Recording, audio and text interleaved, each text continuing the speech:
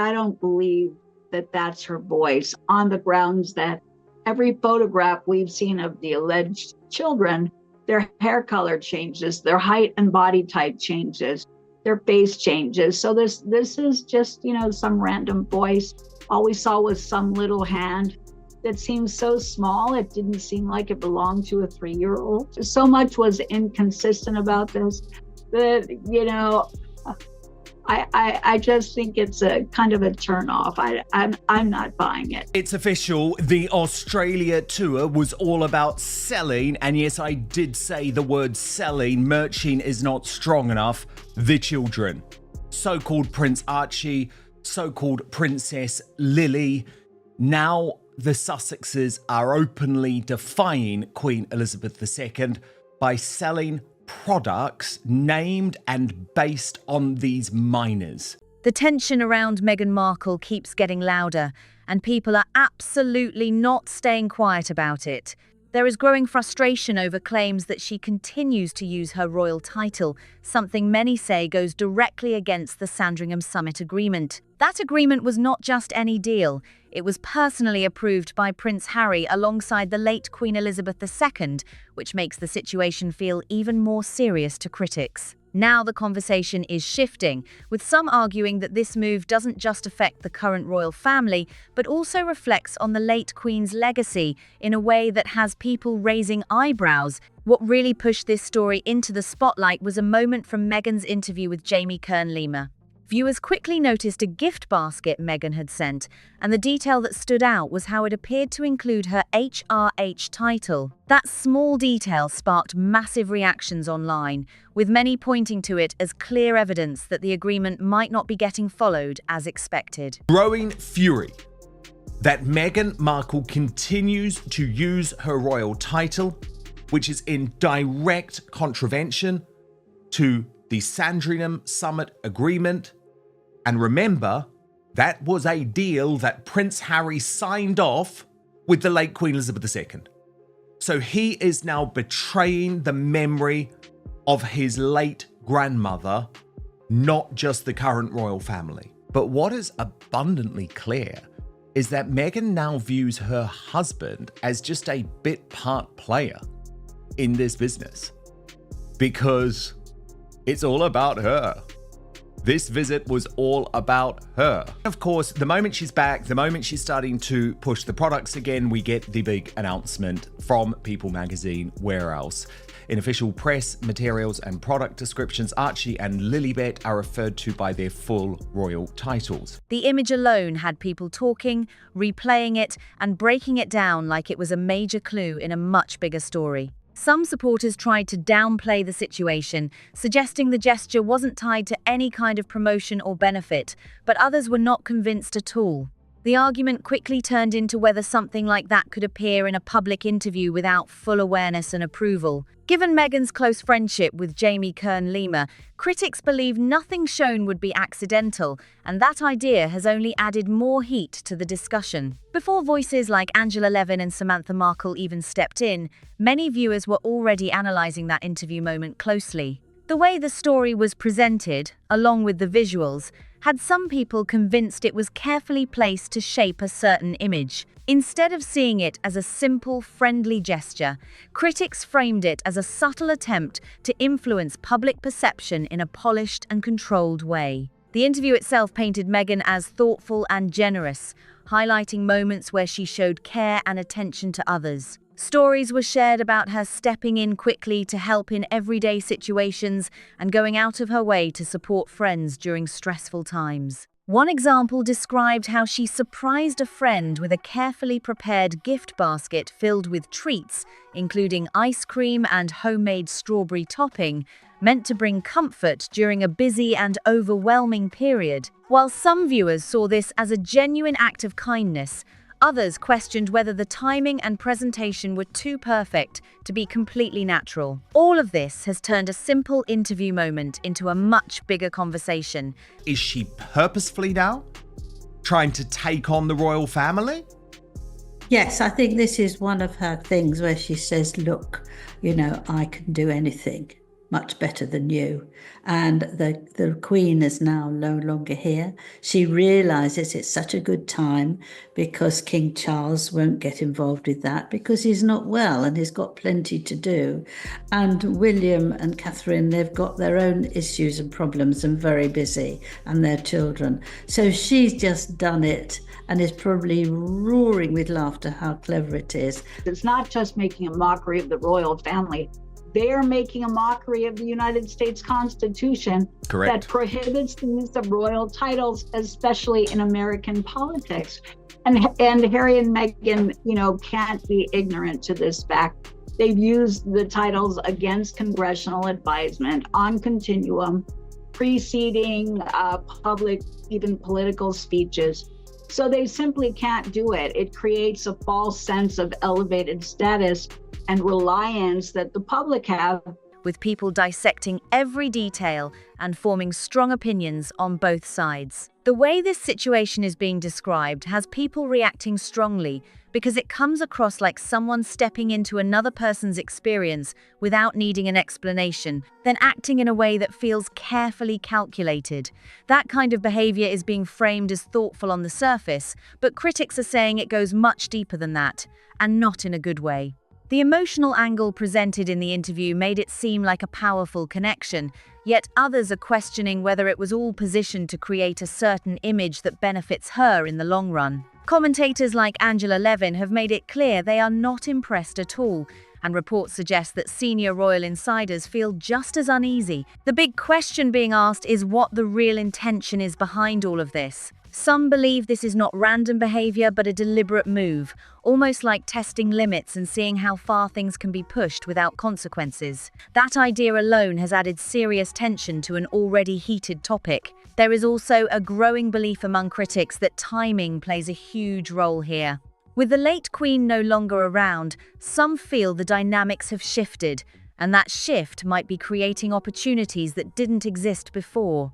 At the same time, King Charles is seen as dealing with major responsibilities, while Prince William and Princess Catherine are focused on their own priorities and family life. Because of that, some observers think this moment is being used to make bold moves without immediate pushback, and that perception is fueling even more debate. What makes things even more complicated is the question of future ambitions. If there are plans connected to public life in the United States, critics argue that maintaining strong ties to royal identity could create serious conflicts. On the other side, any attempt to rebuild bridges with senior members of the royal family is seen as extremely unlikely to succeed under the current circumstances. That leaves the whole situation feeling stuck in a strange middle ground where every move creates more distance instead of solving anything.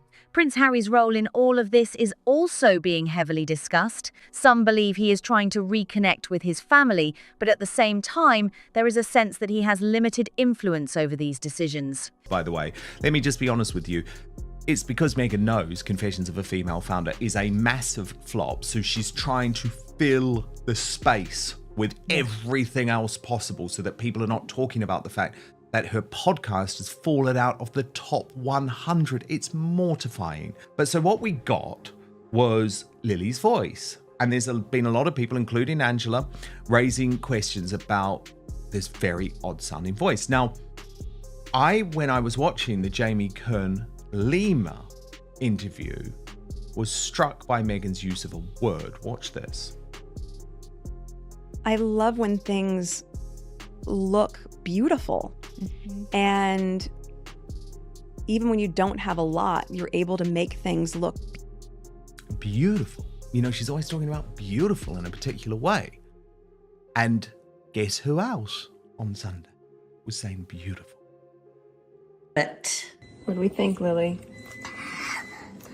I think it's beautiful. Critics argue that stronger boundaries could have been set earlier, and now the situation has grown into something much harder to manage. That perception has added another layer of frustration for those watching everything unfold. At the center of all this is a belief held by some commentators that these actions are meant to send a message, one that suggests independence and control above all else. Supporters might see confidence and self-direction, but critics interpret it as something far more provocative, almost like a statement that the rules don't apply in the same way anymore. That divide in interpretation is exactly why this topic keeps gaining momentum, with strong opinions coming from every direction. The debate around the Sandringham Summit Agreement is heating up again, with critics arguing it was never strong enough to begin with.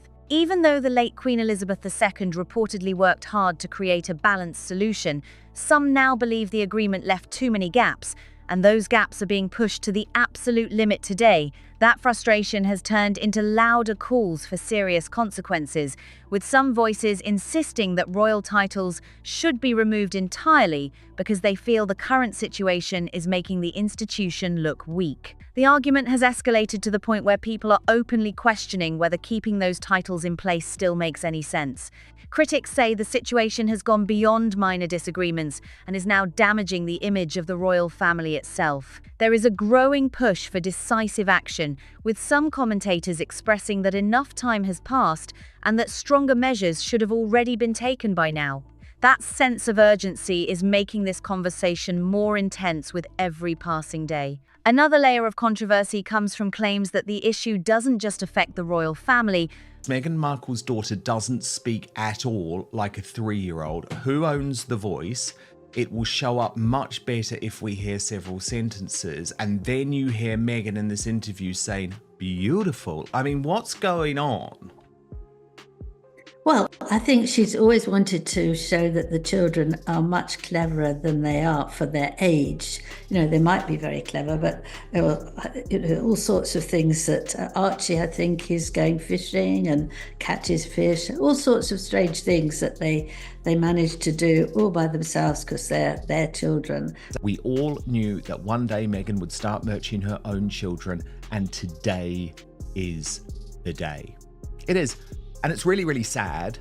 You've got to have some fun with it, though. But could also raise concerns in the United States. Some critics argue that using royal titles in certain public or political contexts might create confusion, especially when it comes to how authority or influence is perceived. They point out that American systems are designed to avoid any appearance of inherited status playing a role in public affairs, which is why this topic is being discussed so heavily in that context. There are also concerns being raised about how titles might impact public perception. Critics suggest that using them in high-visibility settings can create an impression of elevated credibility, whether intentional or not. That perception, they argue, could influence how audiences interpret messages, especially when those messages touch on public issues. Because of that, some believe the use of titles should be handled with extreme care, if not avoided altogether in certain spaces. At the same time, critics are drawing comparisons between public gestures and private relationships, questioning where priorities are really being placed. Acts of kindness highlighted in interviews, like sending thoughtful gifts or supportive notes, are being contrasted with claims about strained family dynamics. This comparison has been used to argue that certain actions appear selective, which adds another layer of criticism and emotional weight to the discussion. All of these points are feeding into a broader claim that the situation is no longer just about image, but about real impact. Some commentators believe the continued use of titles in controversial ways risks creating lasting damage to the reputation of the royal family. That is why calls for action are getting louder, with critics insisting that without clear boundaries, the situation will only continue to spiral and create even more division. The conversation doesn't stop there, because critics are now pointing to what they describe as a pattern of headline-grabbing moments happening one after another. Some are calling these moves deliberate distractions, suggesting they come at a time when attention needs to be shifted away from less favorable headlines. In particular, there has been talk about the performance of Meghan's podcast, with claims that it hasn't maintained strong chart positions. That idea has fueled speculation that new moments are being created to keep the spotlight elsewhere and keep people talking about anything but the numbers. One moment that really caught attention involved a clip featuring a young child's voice, which quickly became a major talking point online. Some viewers began questioning how natural the voice sounded, sparking debates across social media. Instead of being seen as a simple family moment, it turned into a full-blown discussion with people analyzing tone, delivery, and even word choice. The level of scrutiny shows just how closely every single detail is being watched right now. What added even more intrigue was a specific word that kept popping up: beautiful. Actually worried me more than that is the fact that the child's hair was just left long. She was very near the boiling saucepan, and I thought to myself, how on earth can any mother actually leave a child dressed like that? Because if she flicks her head, she might get her hair in with the strawberries. And I also wondered why she was making strawberry jam, because it's all being done professionally now. And was it just so that her little daughter would say, it's beautiful? And it's difficult to hear a voice, but I do think that 3-year-olds do have a childlike voice. And I don't think this was a childlike voice. Well, there's nothing to be proud of. As Meghan's mole put it, full-on merchant, paychecks. The only reason she married Harry. Gross. And then this constant desire to lean into official royalty is back on the menu too, with Harry Meghan's Spare reporting that the couple are now using Sussex.com. When did they start doing this? Sure feels like the Australia trip was coordinated, orchestrated, planned, and possibly funded by the palace. Observers notice that Meghan often uses that word in a very distinct way, especially when describing everyday moments or simple things. Then, when a similar word choice appeared in the child's voice clip, it immediately raised eyebrows. Critics began connecting dots, wondering if there was a pattern or influence behind the scenes, and that only made the conversation more intense. Angela Levin and others have publicly questioned whether the speech patterns heard match what people would typically expect from a child of that age. Instead of accepting the moment at face value, they are asking for more context and clearer examples, suggesting that short clips can easily be misunderstood or taken out of context. This kind of reaction shows how even the smallest details can turn into major points of debate when public interest is already this high. At the same time, some critics have broadened the discussion, suggesting that there may be an effort to present the children in a particularly polished or advanced way. They argue that stories shared publicly often highlight impressive or unusual abilities, which can sometimes feel exaggerated to outside observers. While there is no clear agreement on this, the perception alone has added another layer of controversy to the ongoing narrative. There were also concerns raised about a moment involving a child near a cooking setup, with some viewers focusing on safety details rather than the bigger story. That part of the discussion quickly shifted into questions about awareness and precaution, showing how audiences are not just reacting to what is said, but also to what is seen in the background. It's another example of how every single frame is being examined and debated. All of this combined has turned what might have been small, personal glimpses into major public talking points. Every word. What about your dad? Does he get upset that this is the only access he has to his grandchildren? No, I think he feels the same thing. And he has stated that the hair color on these children keeps changing.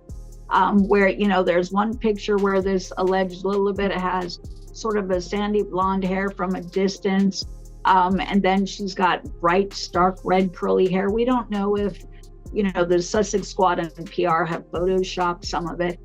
But the bottom line for me is that there is no consistent reference, no real point of reference for the faces of these alleged children. We have no idea what they look like, if they have Markle genetics, we don't know what they look like. The voice, did you sense Markle at all in the voice? No.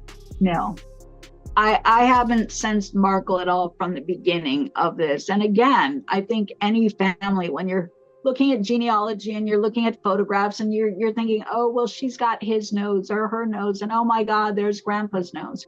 We haven't seen any photographs to use as identifying point of references for family genetic traits. So we're left thinking, okay, are these stand-ins? Do they not want the real children seen? What's the deal? But we cannot say that these are Markle children. Every visual and every decision is being pulled apart and interpreted in multiple ways, keeping the spotlight firmly in place and the conversation more intense than ever. The questions just keep stacking up, and now even small details like making strawberry jam are being pulled into the spotlight. Critics are asking why something like that would be shown at all, especially when there are claims that production is already handled on a much larger, professional scale.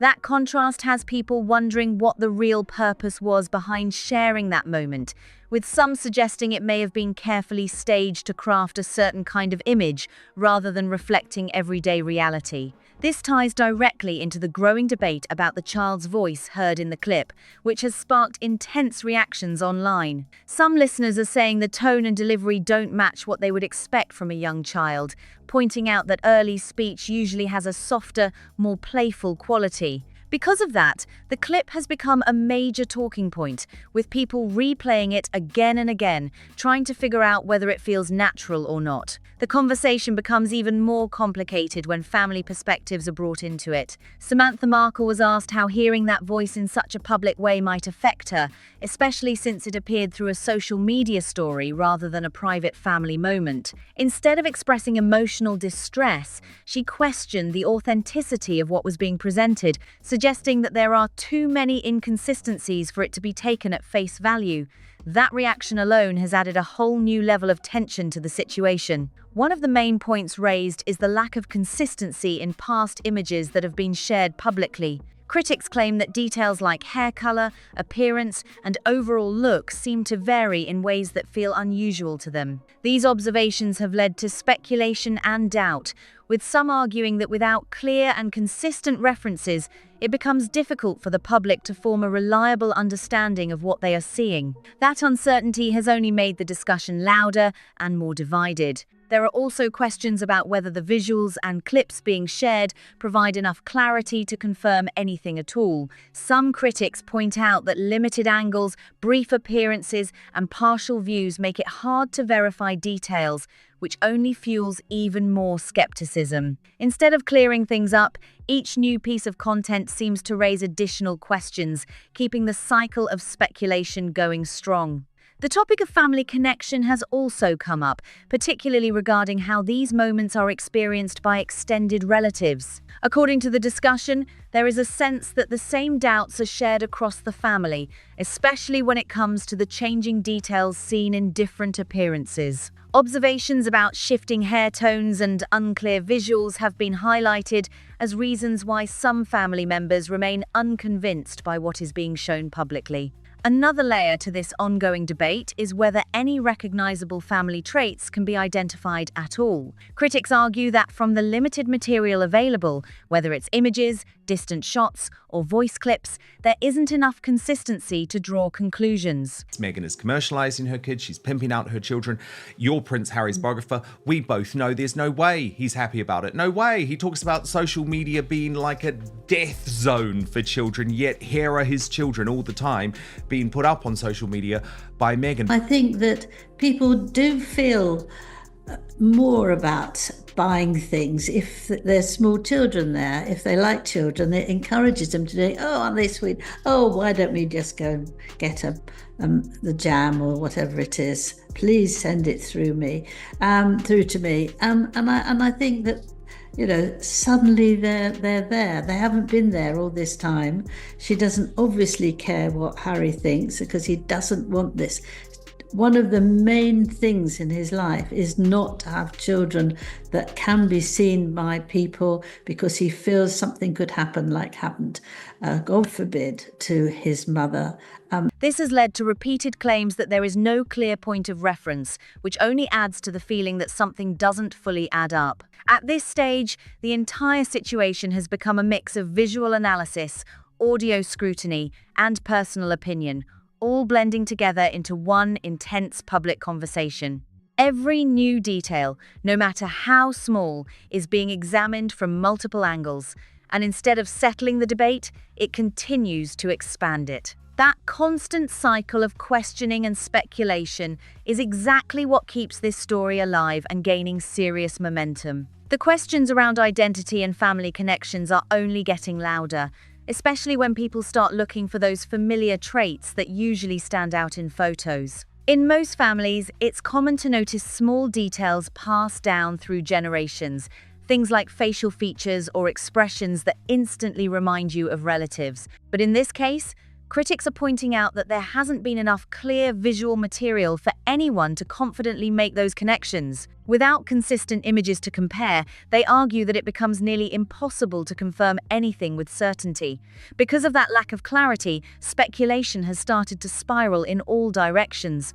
Some are asking whether the limited glimpses being shared are intentional, while others are questioning if there is a deeper reason for keeping things so controlled and distant. These theories are gaining traction not because of solid proof, but because of the gaps that leave people guessing. Still, others push back, saying it's important not to jump to conclusions without reliable evidence, especially when it comes to something as personal as family identity. The discussion then shifts toward how this situation is being covered more widely, with major media outlets now picking up on the story. A column from Nadine Dorries, a former UK culture secretary, has brought fresh attention to claims that Meghan's business ventures may be facing challenges. That kind of headline has only added more pressure as critics connect it to the timing of recent public appearances and content being shared. The suggestion being made is that these elements might not be random, but part of a broader attempt to reshape public perception. One of the more controversial arguments being pushed is that the presence of children in public-facing content could be tied to branding strategies. Critics claim that featuring family moments can make products or messages feel more relatable, which in turn might influence how audiences respond. While some see this as a normal part of modern storytelling and marketing, others view it as crossing a line, especially when it involves young family members. That difference in perspective is what keeps the debate so heated. Prince Harry's position in all of this has also become a major point of discussion. Observers note that he has previously spoken about concerns related to children and online exposure, which makes the current situation feel contradictory to some. This contrast has led to questions about how aligned both sides are when it comes to decisions about privacy and public visibility. Meghan is gradually showing more and more of them, and I don't think she cares whether what he feels or what he doesn't feel. The other thing, of course, is to not do what she's doing, which is advertising herself, because he thinks it's very, very bad for everyone, but she wants to do it for herself, and never mind the children. When Harry was asked about what he feels now about children with social media, he said, "Oh, mine are too young to do anything about that yet," which was just passing the question. She's very good at divert people from saying, "Oh, well, that jam or that crepe was absolutely disgusting." No, she doesn't want that. There's that little boy. "Did you see that lovely hairstyle? Oh, she looks so sweet from the back. And isn't Archie growing?" You can do all that actually and try and get away with it. And it's a shocking way to do that. It's a shocking way to use your children to help you get on like that. The silence on this specific issue has only made people more curious about what might be happening behind the scenes. What's changed recently is that these conversations are no longer limited to smaller commentary circles. They are now appearing in mainstream headlines. For those who have been following the story closely, this shift feels like a turning point, as ideas that were once considered niche opinions are now being discussed on a much larger platform. That wider exposure brings in new audiences, new reactions, and even stronger opinions from all sides. Another angle being discussed is how emotional appeal can influence audience behavior. Some critics believe that including softer, more personal moments, especially those involving family, can create a sense of connection that encourages people to engage more deeply, whether that's through support, attention, or even purchasing decisions. Others argue that this is simply how storytelling works in today's media landscape, making it less of a calculated move and more of a natural approach to connecting with an audience. All of these layers together have turned the situation into something much bigger than just a few isolated moments. It's now a complex mix of media coverage, public perception, personal boundaries, and ongoing speculation. And with every new headline or clip that surfaces, the conversation continues to grow, pulling in more voices and keeping the spotlight exactly where it is. The situation keeps getting more complicated as critics point out how the children are suddenly appearing more often in public content, despite being kept out of the spotlight for a long time. That shift has raised a lot of questions, especially since Prince Harry has previously spoken about wanting to protect his children from public exposure. Many observers believe that this difference in approach suggests a disconnect behind the scenes. On one side, there is a strong emphasis on privacy and keeping family life away from public view. On the other, there appears to be a gradual increase in how much is being shared, whether through images, clips, or subtle mentions. Critics argue that this contrast is becoming harder to ignore, and it's leading to more speculation about who is making these decisions and why. Another layer to this discussion focuses on the role of social media and how it impacts young children. Prince Harry has publicly expressed concerns about the risks tied to online exposure, especially for kids. However, some commentators feel that recent actions don't fully align with those stated concerns, pointing out that even limited appearances can still attract massive attention in today's digital environment. Now Meghan Markle is not only officially merching off her children, but their royal titles as well, to sell new, overpriced candles based and named after them. Not sure why anyone would want candles inspired by another person's children for Mother's Day. That seems like a very dumb idea. It's another horribly self-obsessed product from Meghan after a series of failed self-obsessed products. It's disgustingly narcissistic. I think Meghan would be so much better off, but it's this incessant need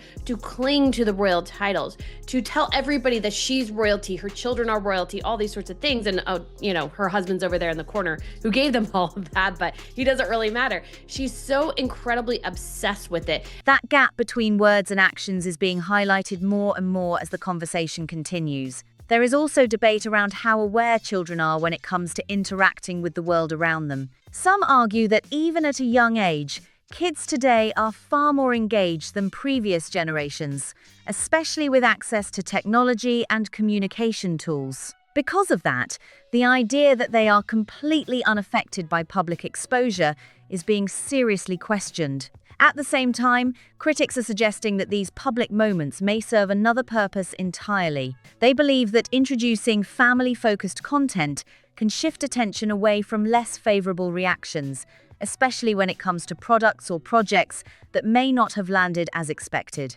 By bringing in softer, more personal imagery, the narrative can quickly change, drawing focus toward emotional reactions instead of critical ones. That strategy, whether intentional or not, is being talked about more openly now. Some commentators have gone even further, arguing that this approach risks crossing a line when it comes to how children are presented in public spaces. They say that using family moments to shape perception or boost engagement can feel uncomfortable, especially when the audience begins to notice the patterns. The conversation also touches on how easily attention can be redirected. A simple image or short clip can quickly become the center of discussion, shifting focus away from criticism and onto something more light-hearted. Observers note that this kind of pivot happens fast, and once it does, the original topic often fades into the background. That ability to redirect attention is seen by some as strategic, while others view it as just part of how modern media works.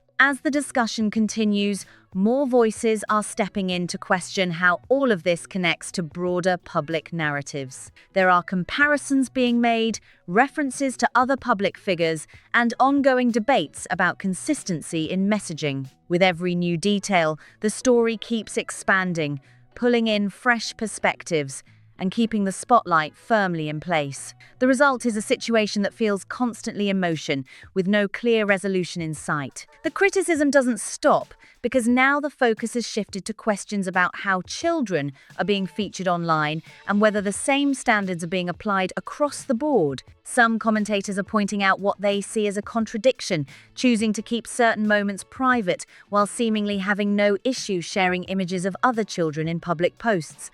That contrast has raised serious concerns, especially around the idea of consent and whether those decisions were fully considered before being made. For some observers, the issue isn't just about what was posted, but about how it comes across. They describe it as confusing and even uncomfortable, questioning why one set of boundaries would exist in one situation but not in another. This inconsistency is what's driving much of the conversation, with people trying to understand the reasoning behind it and whether it aligns with the values that have been expressed publicly. The discussion also brought up specific past moments, including references to Princess Charlotte and an outfit that had previously gained attention. If you create a good business, it should be just based around you having good ideas, creating good products. Meghan Markle does not have any ideas. She is not good at business. She can't create good products.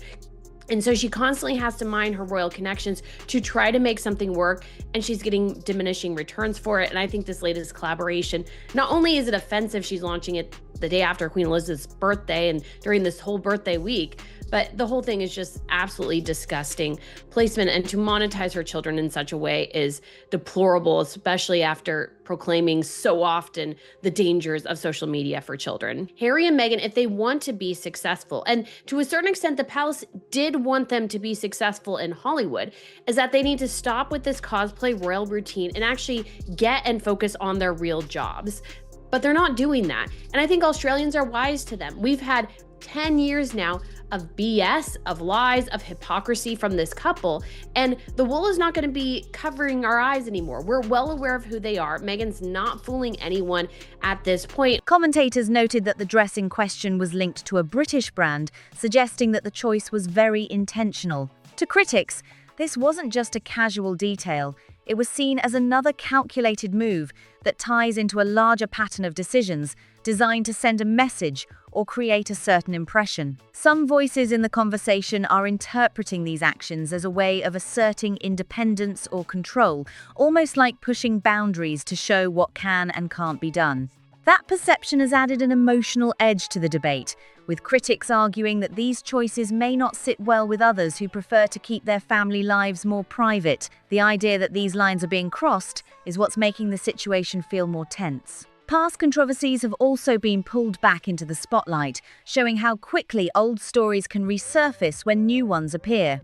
References to earlier disagreements involving family members have been mentioned again, adding more weight to the current narrative. Whether those moments are fully understood or not, their reappearance keeps the conversation charged and layered with history. The focus then shifts to another high-profile moment involving Gwyneth Paltrow, which has added yet another twist to the ongoing discussion. Observers recall that Gwyneth gave an interview where her comments were interpreted by some as critical or distant. She suggested there wasn't much of a personal connection and made remarks that hinted at barriers, which many took as subtle criticism. That alone sparked headlines and speculation about tension between the two. Instead of letting that narrative settle, what followed caught people's attention even more. There was a sudden shift toward a more public-facing interaction, which some critics are calling carefully staged. Rather than addressing the situation directly, they believe the moment was reframed in a way that softened the perception and redirected the narrative. This approach has divided opinions,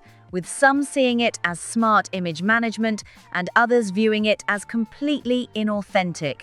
All of these elements combined have turned the situation into an ongoing cycle of reaction and analysis. Each new development pulls in past events, fresh perspectives, and even more scrutiny, keeping the spotlight firmly locked in place. With so many layers now involved, the conversation continues to grow louder, more detailed, and impossible to ignore. In this part of the interview, critics say Meghan presents the situation with Gwyneth Paltrow as if it barely registered on her radar, almost like it was something happening far away that didn't really concern her. The way the story is told makes it sound casual and unexpected, with the narrative suggesting she only became aware of the buzz after Gwyneth reached out directly. That framing has caught attention because some observers feel it downplays just how widely the story had already spread at the time. According to the retelling, the connection between them came through a message, with Gwyneth reportedly reacting to the media coverage and expressing frustration about how things were being portrayed. How about the fact that Meghan is just a downright bully?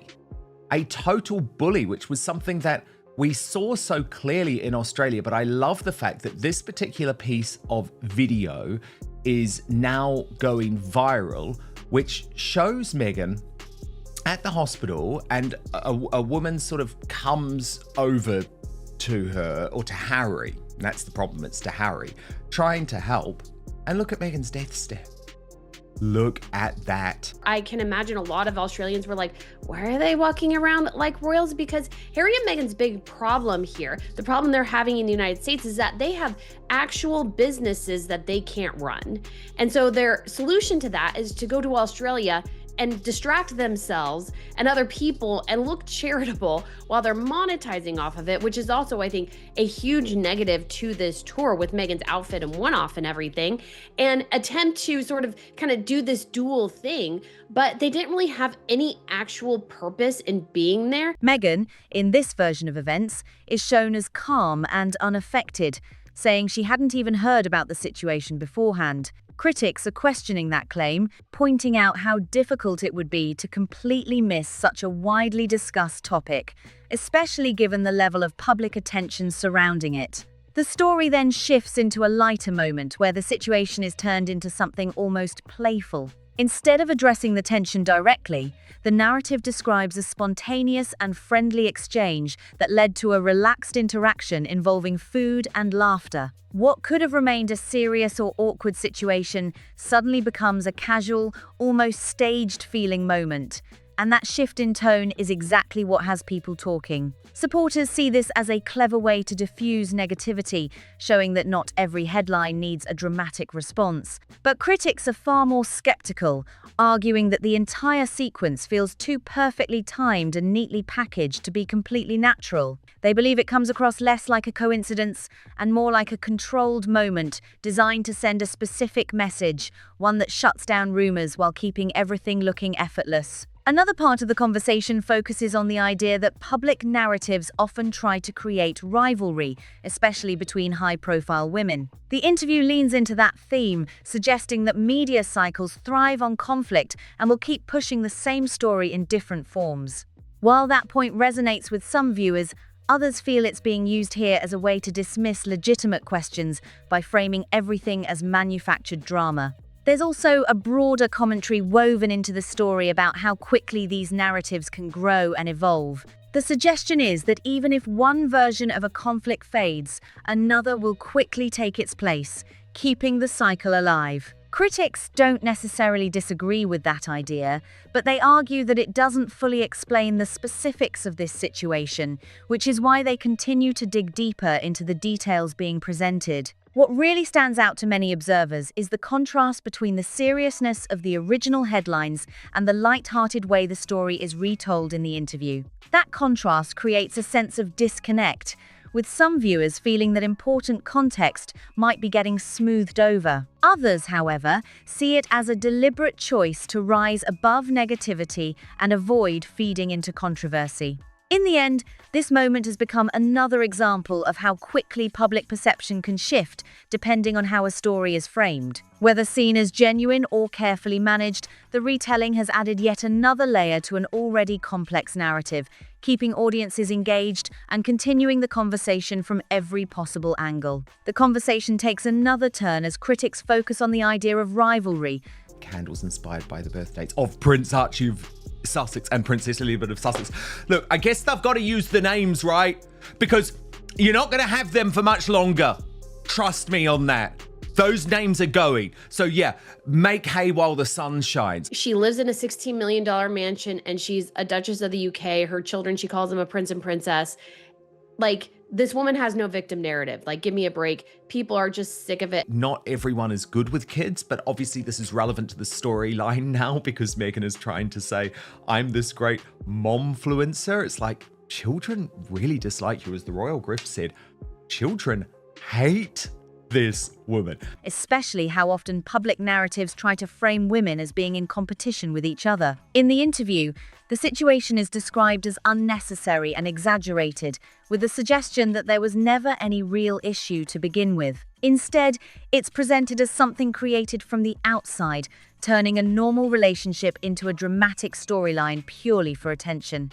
That perspective has sparked mixed reactions, with some agreeing and others questioning whether it fully reflects what actually happened. Supporters of that view argue that these kinds of narratives can spiral quickly, turning small moments into major headlines. They point out how easily a simple interaction can be reframed into something much bigger, especially when it involves well-known figures. But critics aren't fully convinced, and they're pushing back by saying that not every situation can be dismissed as media exaggeration, especially when there are visible actions and statements that added to the story. A big part of the debate centers on how the situation with Gwyneth Paltrow originally started gaining attention. Observers recall that her interview and social media activity played a role in sparking the conversation, and that context is now being brought back into focus. Instead of seeing it as a one-sided narrative, critics argue that both sides contributed to keeping the story alive, whether intentionally or not. What's really driving reactions now is the feeling among some commentators that the audience is being asked to accept a version of events that feels too simplified. They argue that people are capable of recognizing when details don't fully line up, and that dismissing everything as just drama doesn't address the underlying questions. This pushback has made the discussion more intense as viewers continue to analyze each piece of the story. There's also criticism about how the entire situation is being handled publicly. Some voices describe it as overly performative, suggesting that it comes across as more about image than authenticity. They argue that when moments feel staged or overly polished, it can make the audience more skeptical rather than more supportive. That perception has become a recurring theme throughout this ongoing conversation. Another angle being discussed is the expectation of maturity in how public figures respond to controversy. Critics are pointing out that situations like this could be handled in a more straightforward and grounded way rather than turning into drawn-out public moments. This perspective adds a sharper tone to the debate, with some expressing frustration over what they see as unnecessary dramatization. There are also doubts being raised about claims of being unaware of major headlines. In today's fast-moving media environment, some commentators find it hard to believe that widely discussed topics would go completely unnoticed. That skepticism has become another focal point, adding to the sense that parts of the story may not fully align with reality. All of this has led to a broader conclusion among critics that the situation feels carefully managed rather than spontaneous. Whether it's the timing, the tone, or the presentation, every element is being examined and questioned. The result is a growing sense that these moments are less about coincidence and more about control, which keeps the conversation going strong and the spotlight firmly in place. This part of the discussion leans heavily into how the situation was perceived by the public, with some commentators saying the reaction to Gwyneth Paltrow's content was immediate and obvious. Many felt that the tone of her post didn't go unnoticed, and it quickly became framed as subtle mockery. That interpretation spread fast, turning it into a mainstream talking point that pulled even more attention into an already crowded narrative. There's also a sense of disappointment being expressed by critics who expected a different approach. Some compare the situation to how other public figures handle controversy, pointing out examples where individuals stand firm in their opinions instead of appearing to step back when pressure builds. That comparison has added another layer to the conversation as people debate whether consistency or flexibility is the better path in moments like this. Another angle getting attention is the idea of influence and originality, especially when it comes to lifestyle content. References have been made to cooking segments and recipes, with critics questioning whether certain ideas feel too familiar. While these claims remain part of opinion rather than confirmed fact, they continue to circulate and contribute to the overall narrative being built around creativity and authenticity. What really stands out in this section is the focus on image and presentation.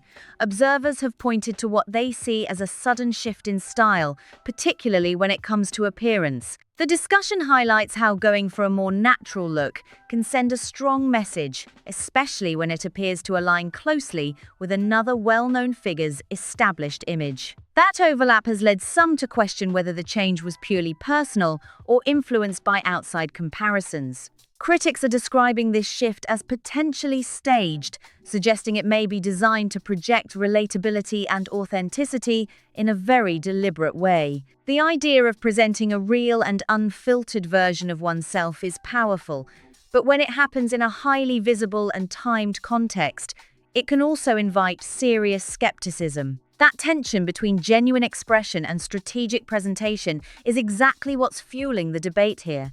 The conversation also dives into body language, which has become another detail people are analyzing closely. A specific moment involving visible emotion and self-description has drawn attention, with some viewers focusing on subtle physical cues and how they align or don't align with the words being said. This kind of analysis shows just how deeply audiences are engaging with every aspect of what's being presented.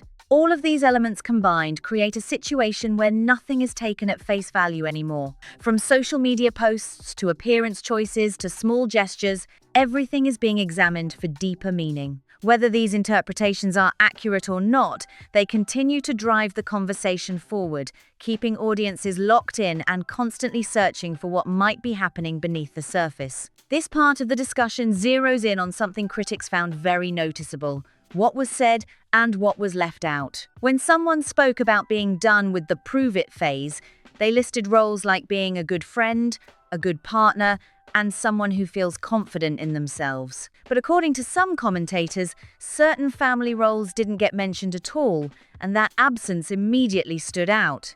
For critics like Samantha Markle, that omission wasn't random, it was seen as deeply meaningful. They argue that when someone carefully chooses their words in a public setting, every detail counts, including what they avoid saying. This has led to claims that the message may have been crafted to shift focus away from more difficult conversations, especially those involving family relationships that have been widely discussed in the past. Another major point being raised is the idea that this message could be acting as a deliberate distraction from earlier controversies. Critics suggest that instead of addressing past tensions directly, the narrative is being reframed into something more personal and empowering. By focusing on self-worth and confidence, they believe the conversation moves away from criticism and into a more controlled and sympathetic space. There's also strong pushback against the idea that the prove-it phase is truly over. Some commentators argue that public perception is shaped by actions over time, not just by statements in interviews. Because of that, they say it's not something that can simply be declared finished.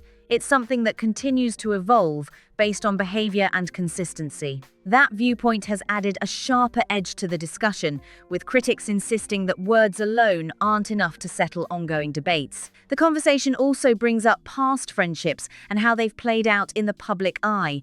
One example that gets mentioned is a well-known former friendship that reportedly ended during a controversial period. Critics use this as a way to question the claim of being a strong and supportive friend, arguing that public actions don't always align with that image. While details around these situations remain complex, they continue to be referenced as part of the broader narrative. What makes this moment stand out is how it blends personal reflection with public scrutiny. On one hand, the message is about self-acceptance and moving forward without needing validation. On the other, it's being picked apart by critics who see it as incomplete or strategically framed. That contrast is exactly why it's gaining so much attention. It feels both personal and highly calculated at the same time. As the discussion continues, it becomes clear that even the smallest details in these interviews can spark major reactions. A single phrase, a missing word, or a subtle shift in tone can open the door to deeper analysis and debate. And in this case, what wasn't said has become just as important as what was, keeping the conversation active and as intense as ever. This story clearly isn't slowing down anytime soon, and every new detail just adds more to the debate. From the questions about titles, to the interviews, to the way personal moments are shared publicly, people are watching closely and forming strong opinions on every side. Some see strategy, others see misunderstanding, and a lot of it sits right in that messy middle where nothing feels fully clear. Now it's your turn to weigh in. Do you think these moments are being misunderstood, or do you believe there's a bigger strategy behind everything we're seeing? What about the use of titles? Should there be stricter rules, or is this all being blown out of proportion? And where do you stand on sharing family moments publicly, crossing a line or completely normal in today's world? Drop your thoughts in the comments below because every opinion adds something new to this conversation. If you want more breakdowns like this, make sure to hit that like button, subscribe so you never miss an update, share this with anyone who's been following the story, and we'll see you in the next one.